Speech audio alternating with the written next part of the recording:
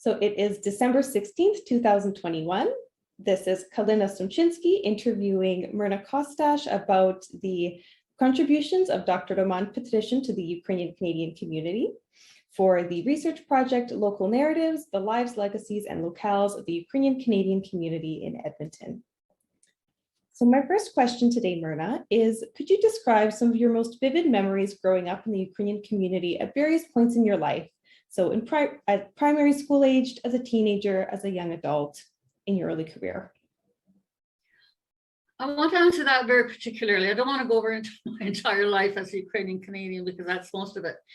But I wanted to describe the re-entry I made into the community because I left Edmonton in 1965 to finish my education ultimately in Toronto. And then I established myself in Toronto as a freelance magazine writer and didn't come back to Alberta until the summer of 1975. And I did not even mean at that point to stay in Alberta. I came simply to spend the summer, as it turns out, in a motel in Two Hills, Alberta, in the middle of the Ukrainian bloc settlement, in order to do the research for the book that would ultimately be published as All of Baba's Children. At the time that I was working on the research, doing the interviews, and even preparing a draft, I had every intention of returning to Toronto. That's where I lived. That was where writers lived, right, in Canada. You lived in Eastern English Canada. But what happened was that as a result of working on the book, and I'll explain in answer to another prompt, what this has to do with Hromada Petryshyn, I became, I would say like welcomed, but yes, I kind of brought back into a Ukrainian Canadian community I did not know existed in Edmonton. And there's a lot more to say about that. But as a consequence of finding these sort of other soulmates who were Ukrainian Canadian in much the same way that I was by that time in the mid-70s, I never went back to Toronto. And I became part of a much larger, capacious, more interesting, culturally, politically, community of Ukrainian Canadians of my generation right here in Edmonton. And that's my most vivid memory of being Ukrainian Canadian, was finding my soulmates, which I never did in Toronto, here in Alberta, in Edmonton.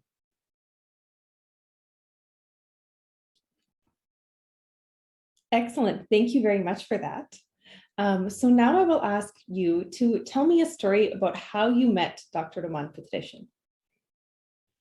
How I met Dr. Hromada Petryshyn is directly linked to what I have just described as my re-entry into the Ukrainian Canadian community. And that is because while I was still writing All of Baba's Children, and I was ensconced in Edmonton at that point, I wrote a magazine article.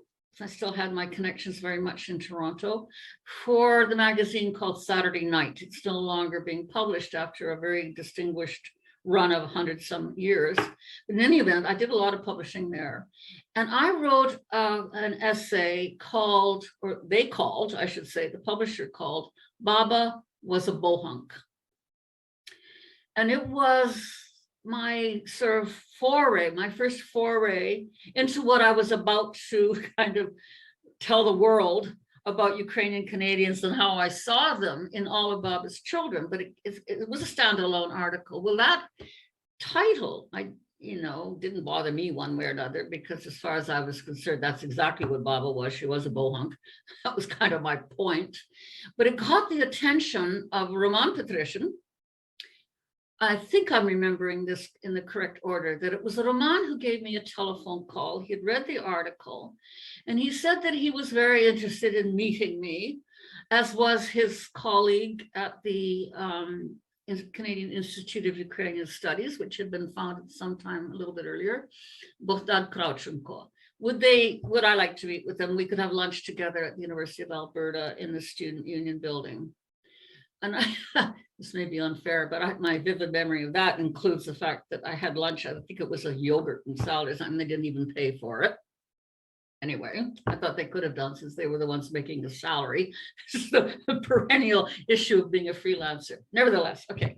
So there we were getting to know each other. And what I remember from that, Kalyna, is that it concluded with an invitation for me to come and speak to a group, a kind of a nascent, it was called a cultural group, Hromada. They called themselves Hromada, which is Ukrainian for community.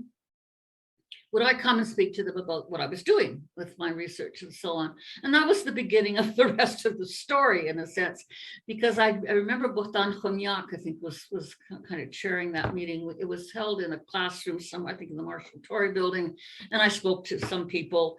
And as a result of that invitation, I then became part of what Hromada was going to evolve into, what it was going to be engaged by, and so on, which always included Petryshyn, Krautchenko, and then as other people came into it, of course, Helena Freeland was there, Kalyna Somchynsky showed up from the East, her brother Bogdan Somchynsky was part of this, and on it goes. Okay, so that's how I met Roman. And I don't know, we can go on and talk about Hromada.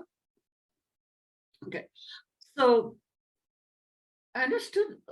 So Roman was just kind of part of this scene. Okay, it was a scene of these like-minded. Now, what was like-minded about Roman and me in particular? And that is that I had no idea that there were such Ukrainian Canadians as he.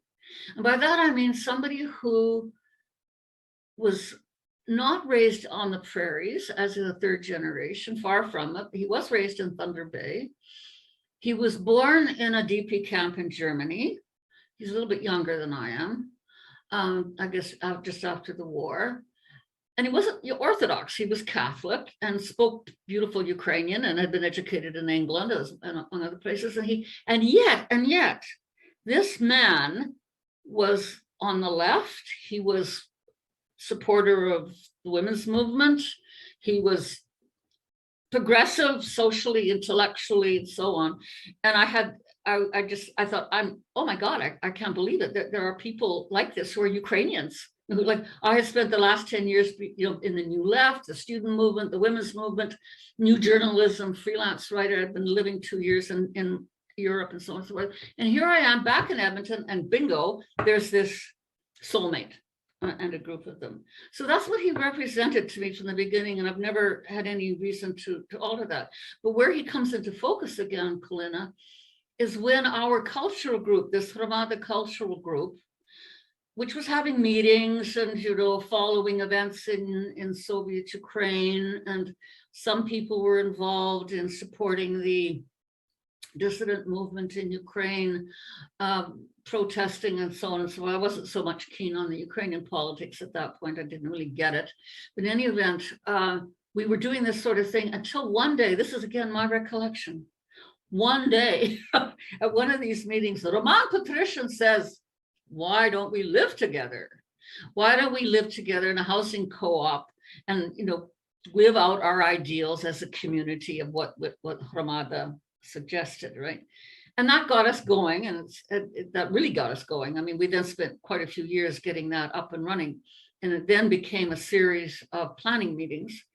And Helena Freeland was our lawyer, and we would meet at her house and have these round tables and go on and on and on. And so Roman was obviously part of that. It was Marussia as well, his wife. And so we just kind of slid through that into occupying our homes in the Hromada Housing Co-op, and Marussia and Roman and Damian with a very first child, and they lived in one of the older houses. My next thought about that has been that I was very sorry that they moved out. At some point, they decided as a family to move out into a proper house, and I could sort of understand that, but it felt a little bit like a I want to say betrayal, that's not fair, but a bit of a letdown that but so did the Krautchenko family leave as well. I mean, not everybody stayed permanently. In any event, while they still lived with us in Hromada, my recollections are much more vivid of Marussia, because as women in the Hromada collective, we were constantly getting together. We were constantly doing something. Somebody was getting married, somebody was getting pregnant, somebody was giving birth, you name it, we would have some sort of women's party, birthday parties, a lot, right?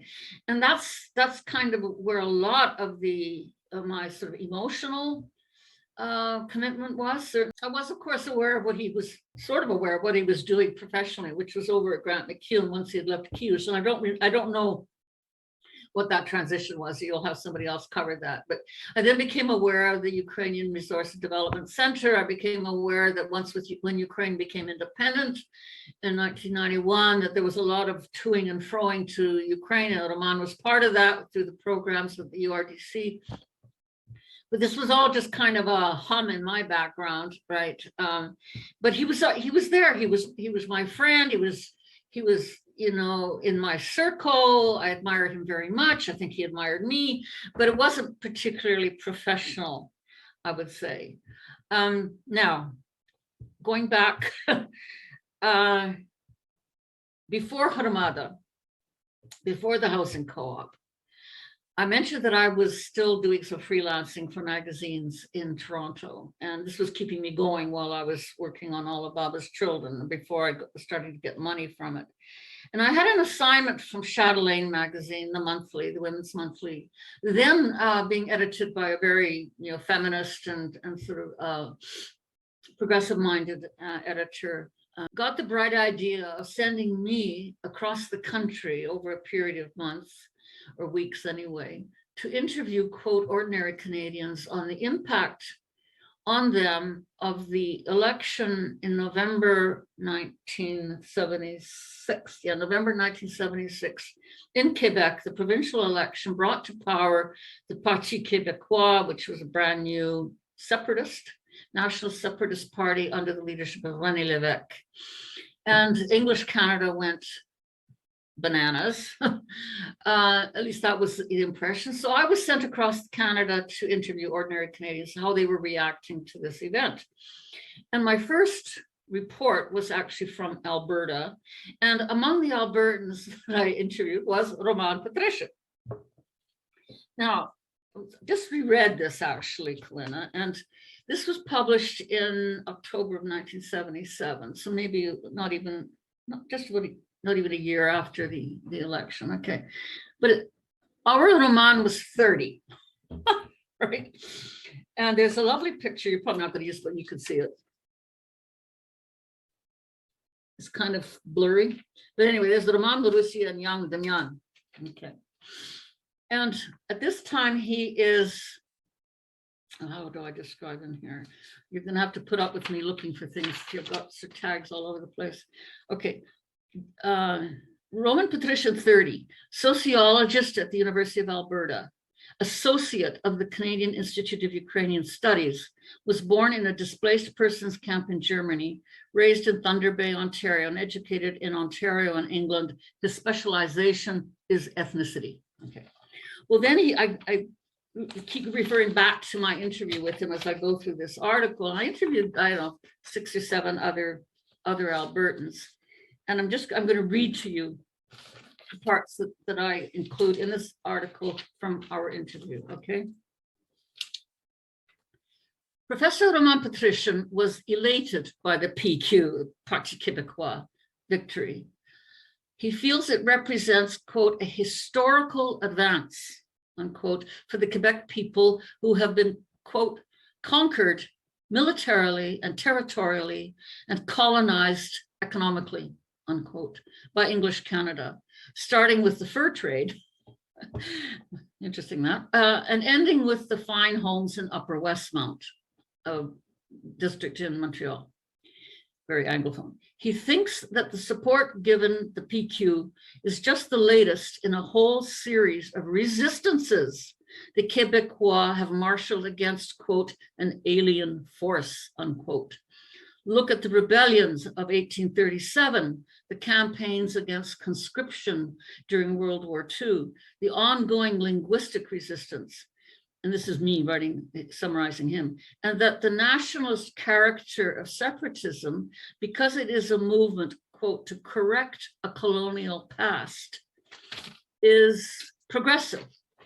So in the first place, he identifies with the PQ's stated intentions to overcome, quote, social injustice, unquote. And in the second place, he feels that, quote, unless the PQ is willing to challenge some of the structural features of Quebec, for example, ownership of the economy, i.e. nationally Anglo-Canadian owned business, interesting it doesn't say American, then to my mind, he says, they won't be able to rally the majority of the population, unquote. And to do that, they may well have to separate. Then later he says,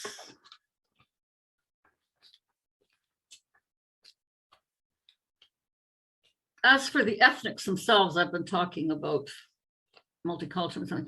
As for the ethnics themselves, the Roman Petryshyn says that when the Commission on Bilingualism and Biculturalism was first receiving briefs and submissions, many Ukrainian Canadian groups argued against the, quote, national, unquote, rights of the Quebecois, fearing that, quote, ethnics would fall between the two stools of English and French. Their feelings changed, however, with the arrival of multiculturalism as a policy, and he said, and the events of the 60s and 70s in Quebec encouraged other Canadian minorities to demand of the federal government that their particular social, cultural, and linguistic needs be understood and supported, unquote. Nevertheless, Ukrainian Canadians are an ethnic group, not a nation. This is something he's revived recently again, right? Not a nation. Ukrainian is not a dominant language of work. Ukrainians do not have a particular government. They do not cohabit the same territory, but they are a third force, says Petryshyn. Quote, it must be said that I am willing to listen to the Quebecois from a different perspective than an Anglo-Canadian. I operate from a minority community perspective. And then finally,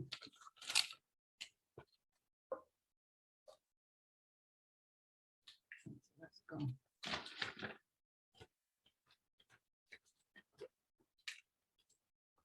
Okay. So towards the end of the article, I start summarizing what each one of these people represents. Sort of three kinds of views I heard from Albertans. One was what we might call uncharitably the redneck, like good riddance, like, you know, who's just shoving French down our throats, etc. Then there was the other kind that was like sad, more in anger or sorrow than in anger that this had to happen and why can't we all just get along kind of thing. But then there's the third.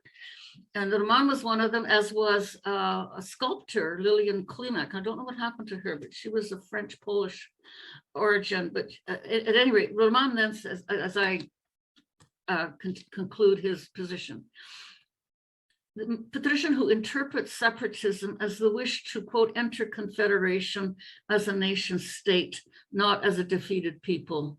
He says, he goes on, there wouldn't be a House of Commons. There would be a whole series of commissions, maybe a commission of agriculture, a commission of trade and commerce, and so on, that English Canada and Quebec would administer jointly, unquote.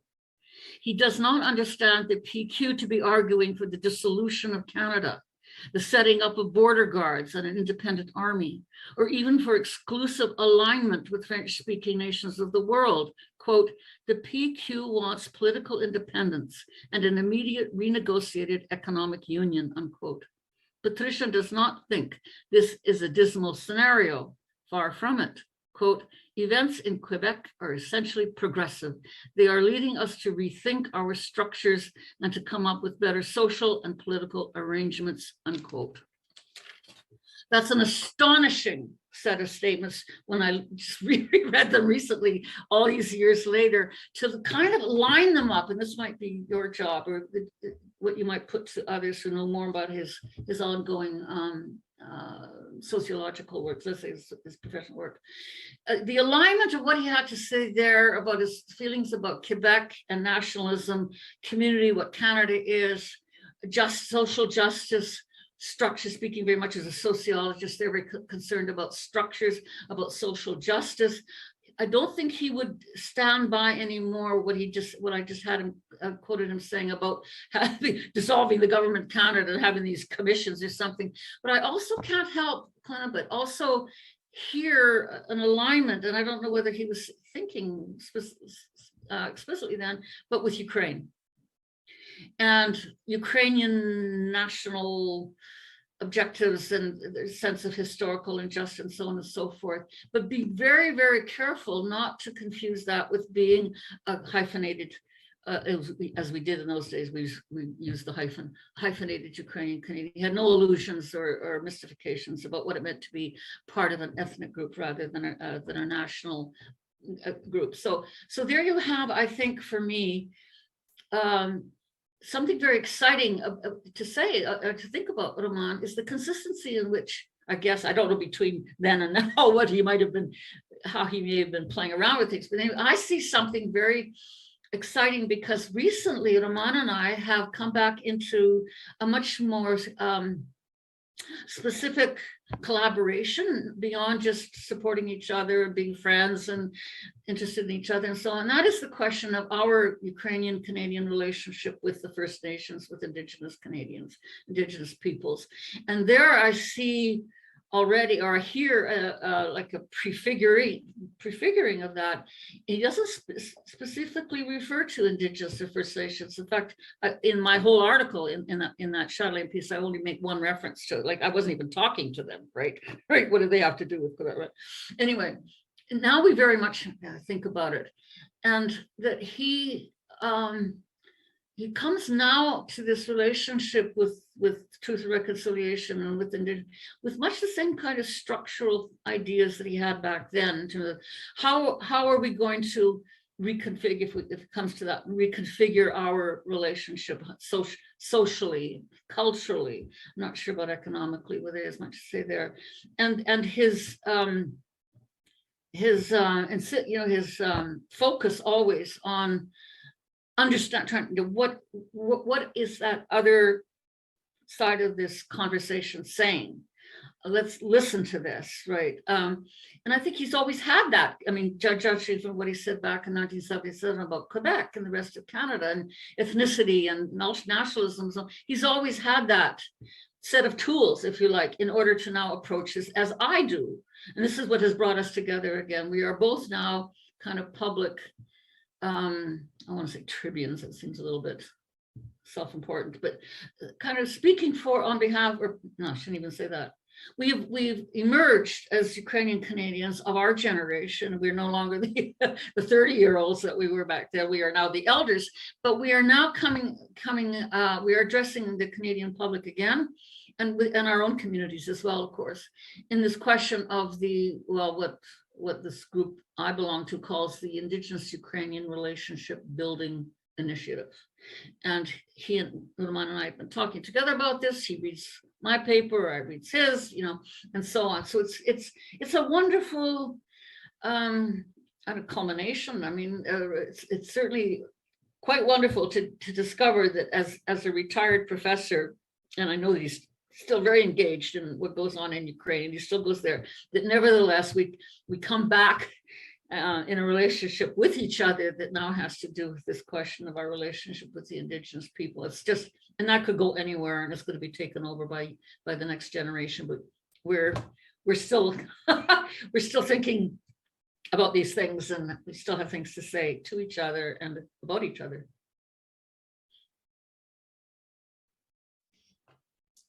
Excellent. Thank you very much, Myrna. So on that last note, I was just wondering if you could give specific examples of the most recent paper that you read of Roman's that addresses Ukrainian Indigenous relations, and also one of your most recent works or forthcoming works that also address this question. Listen to him deliver that paper as part of the multiculturalism rethink, for which I presented a keynote. He was addressing us, or the audience for that conference, let's put it that way. Other people might have been listening, but he's addressing us in response to the recommendations from the report from the Truth and Reconciliation Commission. And he's done a really conscientious, thorough job of reviewing those recommendations and how they might resonate for us, specifically us Ukrainian Canadians, Canadians of Ukrainian heritage, not speaking for any other group. And what struck me, and this is why I'm going to be very interested to see how this develops for him. First of all, whether he's going to have any interlocutors, and when he's so put this out there, can we not collaborate? And that's the second point. What he found that could be a collaborative project in terms of these recommendations were not very many, but what they were was, cultural, linguistic, heritage, educational questions that have impacted both, quote, well, we don't say ethnic, we call it, what's called ethnocultural communities, I think is what it's called, ethnocultural communities in Canada, as well as, but very specifically in terms of their experience, excuse me, the Indigenous. I think this is a very, obviously a very forward-looking proposal that he's got out there, but and I said to him at the time, and I still wonder, and I'd be interested to know how he would now speak further on from his paper, is he going to get any takers basically from the First Nations, Indigenous community activists or intellectuals? Because it seems to me that the issue of the preservation of Indigenous language, for example, is on another order of magnitude altogether to whether or not we can keep our Ukrainian bilingual programs going. Partly, I think it's, and he probably might not agree with me here, is that we have only the future to look forward to now, all right, in terms of our own lives, is in a fourth, fifth, sixth generation of Ukrainian Canadian, how much of that's even going to be Ukrainian? There is so much intermarriage. There's so much, even when there is a Ukrainian heritage, you're not necessarily any interest in it.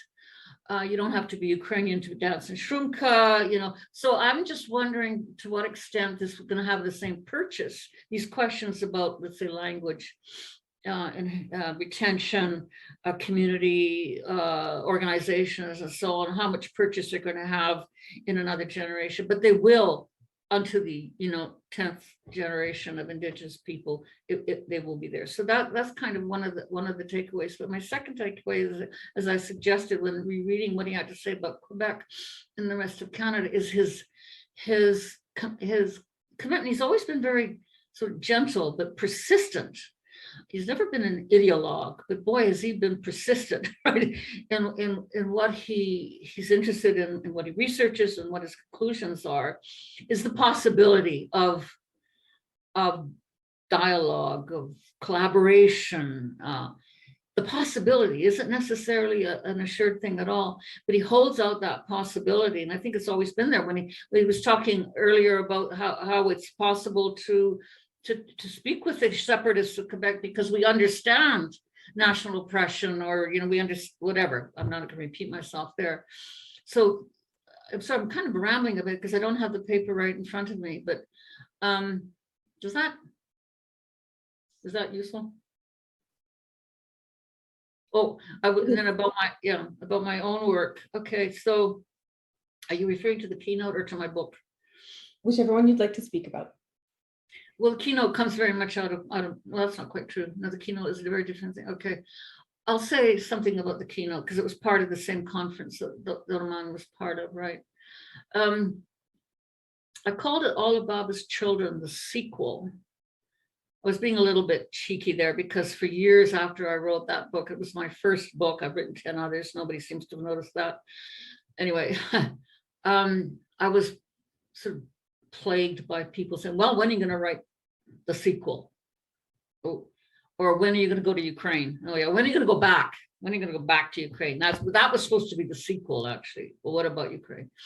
I did eventually go back to Ukraine and write another book about it. But anyway, this was the opportunity looking back again at multiculturalism and all of Baba's children, the fact that in 1978, the book had only been out a few months when I had been invited to give a Shevchenko lecture. And that was an annual lecture sponsored by the Institute of Ukrainian Studies.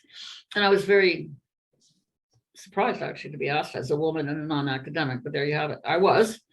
Dr. Manoli Lupul, who was the director at the time. So I reread that piece. I happened to keep a copy of it, and I reread it for the first time in 43 years. I thought, oh, really?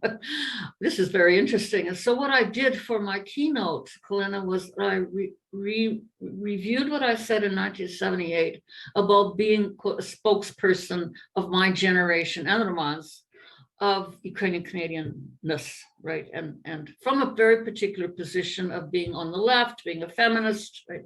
Being a freelance, creative, blah, blah, blah, what have you, international traveler. And the way in which the 43 years since then have now produced a generation of young people, such as yourself, who are running with this in a way that we couldn't have anticipated, because we just weren't in any sort of hearing range of Indigenous people. Interestingly enough about that, though, Kalyna, is that my second book, which came out 2 years later, 1980, called Long Way From Home, the story of the 60s generation in Canada, had an entire chapter called Red Power. So I obviously knew something about it. In any event, in my keynote, I did a critique of myself from 1970, my generation from 78, and how that, what I said in 78 now looks in 2021 from a new generation's perspective, right?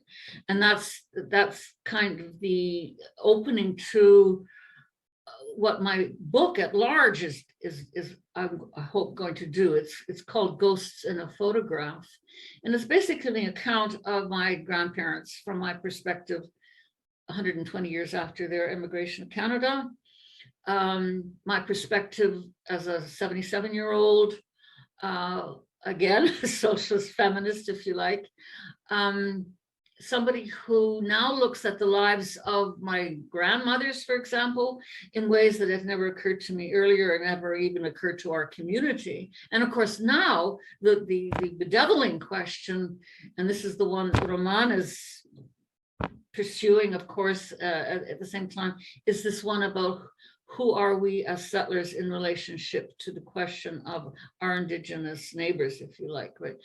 In dialogue with them. And the possibility that opens up once you accept the fact that you're a settler, not in any kind of personal, you're not being personally persecuted for this or blamed or guilt-ridden or something, but to understand it, again, as Roman would say, structurally. And this is like reinforced over and over again, that for us as Ukrainian Canadians, whatever generation we are, we have inherited through Treaty 6 and the ceding of territory to our settlement. We have inherited, no matter what our individual life circumstances or those of our parents or grandparents, we have inherited everything that has come from since. Schools, factories, urban development, what goes on and on, right? And it's all, when we say we're all treaty people, what are we saying? We're saying we are beneficiaries of the fact that this land on which we take our lives, live our lives, is ceded to us through a treaty. And the fact that when I started really thinking about all this, what drove me nuts, and it still drives me nuts, is the extent to which our official Ukrainian Canadian narrative has always started from the story of homestead. Baba and Jito came to got a homestead, free land, and off we go, right? And there's no, I don't even know whether it's still true, whether it's true still of the Heritage Village, that their account of their purpose includes Treaty 6, even today. I'm not sure. Our churches, forget it. I've had a very shall we say, inconclusive relationship with my own parish on that question. So where am I going with this? Oh, so my book. So my book is an attempt to sort of make a statement about all of this, all these years after all of Baba's children, and put it out there, and we'll see. We'll see what happens next. But I feel very grateful, and I'm very happy that Roman and I are once again kind of very literal colleagues on this. Very grateful to still have a sense that there is a dynamism, that something is still emerging from our activity. I'm an elder. Yes, I'm very happy to be an elder, capital E elder, thanks to the women of the Relationship Building Initiative, right? But it's very good to still have to feel that I'm still, you know, that our generation, Roman's is still implicated in this question, right? It's very exciting. It is very exciting, and I really look forward to reading both your work and Roman's work on this issue and continuing the conversation. So you've described how your paths have crossed through various stages of your careers. But is there anything else you'd like to add about how you've maybe worked together or worked off of one another? Not really, Claire, because we didn't. I do have a strong memory, because I have the photographs of it, a memory of Hromada before it was a housing co-op, as a cultural group coming out to visit me at my homestead, my hutir. I bought, I can't believe this, there I was writing all about his children, and I was living in Two Hills for the summer, and I became aware of a quarter section of land that was up for sale that had been briefly owned by a young family who had fixed up what had been an old shack, a one-room log shack, and fixed it up so it was quite livable. And I thought this could be my writing retreat, which is what it turned out to be. But it also had these 160 acres that went with it, right? I'm thinking about it now. Oh my God, what was I doing? Here I was repeating my grandparents having a quarter section of land in the Ukrainian bloc settlement area and calling it Tulava, for the village that the Kostashes came from. I wasn't remotely interested in Tulava or Ukraine, right? But there I was doing it. It was sort of like I was prefiguring everything that was going to happen after that. Was both my forays to Ukraine itself, and I wrote about that in different books. And then, of course, this quarter section coming back to haunt me. All these anyway. So the Hromada Cultural Group came out to see me on this, and I took them on a kind of a cultural tour of the area around where my farm was, which was directly north of Two Hills, if people know where Two Hills is, Highway 28 or 45. And back then, so this was like maybe 70, all of that same period, there was still a lot of reminders and of the fact that Ukrainians had been the original farmers there, tumbled down in buildings. We went and looked at a Narodny Dім Ivana Franka, a national home named for Ivan Franko. There was a Ukrainian communist cemetery at Two Hills that we went and looked at. I suppose there were other things like a church, the couple of churches around there. So, and Roman was very much, and I think brought out Demian, that this is a memory of his. Now that I think of it, when I think back, I say that was really interesting to think, because he didn't come from that. He did not have roots there. He came from Thunder Bay and DPs, right? I mean, what has this got to do with him? But he's walked the walk and talked the talk ever since, right? And that's one of the things I cherish. Excellent. And that leads me to another question, which you've touched on in multiple points, but again, I'll give you the opportunity to expand if you'd like, on one of your most vivid memories of Dr. Roman Petryshyn. And this can be professional, this can be a personal memory, whatever strikes you or comes to mind. Hey. I had, think the world of him. I think he's just been a fantastic communard, if you like, for us. He's, just been solid throughout, and whatever he was committing himself to, whether it was professionally or politically, and what God knows the work he's been doing in Ukraine back and forth. I just admire him completely. So he has my back, or I have his back, I guess is the point. You know, I don't know. No, that's perfect. That's excellent. Okay. Yeah. Now, if you could summarize the significance of Hromada Petryshyn's work in a couple sentences. He was doing work in Ukraine with education with deaf children. He was doing work about training a post-Soviet generation of healthcare workers or nurses. And I think that was probably one period of time, and then I don't know what happened after that. Mm-hmm. He must have been the one who invited me or encouraged me, or somehow I got the idea that my sister and I set up one of those endowments within, I guess it was within URDC, the Mary and William Kostash Endowment for Media Arts or something like that, with the Ukrainian Canadian focus or something like that. I'm sure that must have come from his alerting me to this possibility. So I'm grateful for that. But so that being the case, I would say he's a wonderful sort of initiator. And he's kind of the guy, I shouldn't put it that way. Now that I'm reminded of what he has initiated, including our housing co-op, he's the man in our community who's just initiated a lot of things quietly, got on with the job, and just kept at it. And here we still have. Let me see, maybe see all the stuff is coming back. How much was he involved in organizing the social services, Ukrainian social services? Yep, that was also his idea. Okay, there we go. Okay, then, so I was aware of that, right? Mm-hmm. That he had, I said, oh yeah, of course, Hromada would be doing that, right? It seemed like the kind of thing a sociologist would do, who had it, and that was before the independence of Ukraine, wasn't it? It was, yeah. But there were immigrants coming or something because they needed some help. Yeah. So yeah, okay. So to sum up things, then I would say the benefit, what he has meant for the community is this: he's initiated things that we then forget. We just take for granted. Oh yeah, these things have kept rolling along. And guess who was there at the beginning? Guess his idea was putting up his hand at a potluck supper. Kalyna was like, why don't we live together?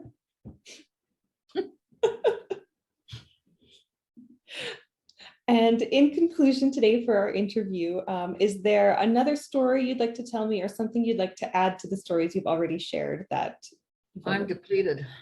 Excellent.